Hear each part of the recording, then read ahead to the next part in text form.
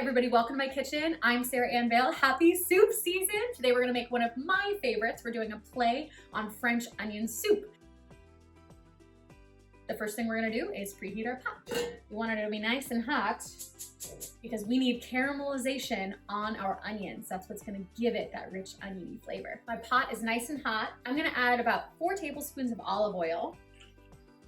We want our olive oil nice and warm because we want to sear those onions. Suck it up, Buttercup. The reason onions make you cry is because of the defense built right into their cells. She's ready. Bombs away!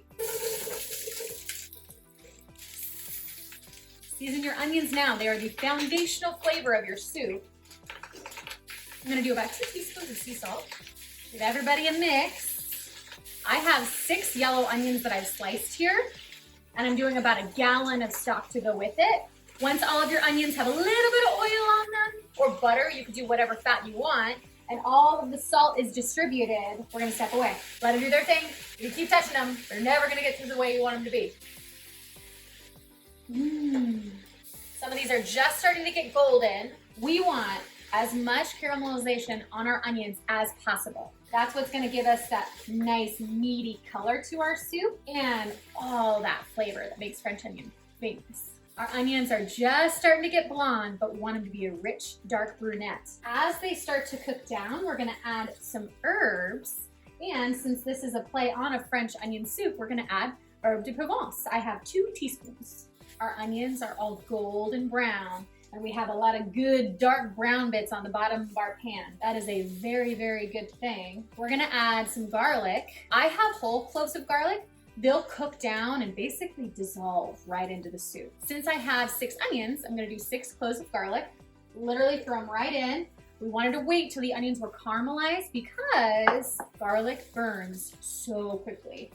Traditionally, a French onion soup is made with a beef stock, which is one of my favorites. The good thing about making your own soup and your own food from scratch is you get to convert it to be whatever you want.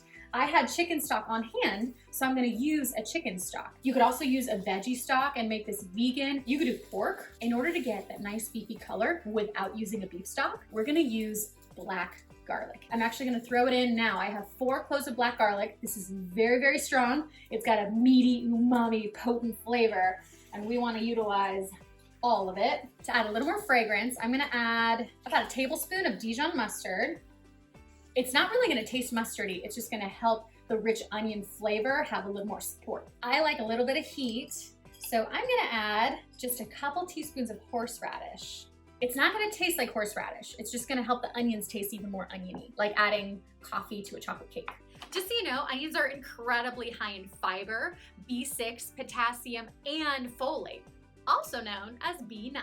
B9, B9, B9, little baby. Now that we have all of our produce in our soup, we're going to deglaze so we can get all those yummy brown bits off the bottom of our pan with just a little white wine. You can use whatever you want. You could skip the wine altogether. I'm gonna add about 1/4 cup. It's all gonna cook down, but the floral notes of the wine just make it taste so complex. That wine's picking up all of those yummy brown bits right off the bottom, and we want every bit of brown bits incorporated into our broth. I'm just gonna scrape up all those yummy bits off the bottom, then we're gonna add our stock. It's amazing how much those onions cook down. My pot was full, and now it's just all their flavors being concentrated. I'm gonna add about 1 gallon's worth of stock. I have chicken, you can use whatever you wanna use. Now we're gonna bring this to a rolling boil. Our soup has come to a rolling boil, so I'm gonna reduce the heat down to medium and let it boil down for a solid hour. If you have the time, you can reduce this to low and let it simmer down for like 2 to 4 hours if possible. But I want soup for tonight, so we're gonna leave it at medium. While our onion soup cooks down, we're gonna make some cheese crisps to go on top. I'm gluten-free, so I can't do a traditional onion soup where you have the nice crusty bread and then the cheese on top. So we're gonna combine them together and do some cheese crisps. I already grated some Romano cheese. You could do a Parmesan or any other really great firm cheese. And I'm gonna sprinkle it onto a lined cookie sheet, and we're gonna pop them in the oven to get that nice cheesy element and the nice crispy element. I'm gonna bake my cheese crisps in a 400-degree oven for like 3 to 8 minutes tops. Keep a close eye on them because they cook really, really fast. Mine take about 5 minutes. It's been about 5 minutes and I smell toasty cheese. And they're perfect! Ooh. Once these cool, they're gonna be perfect little crispy discs that are gonna go on top of our soup. The hardest thing is saving enough for your soup and not just eating them straight, because you could do that too. It's been about an hour. Oh my goodness, it's perfect.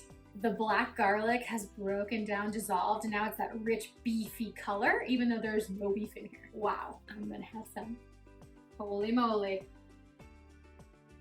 Oh my goodness. There's still those whole cloves of garlic in there. They're like jewels of flavor and they dissolve into nothing. As this cools too, it's gonna thicken up just a little bit. And I'm gonna add my cheese crisps right on top. Amazing, the moment of truth.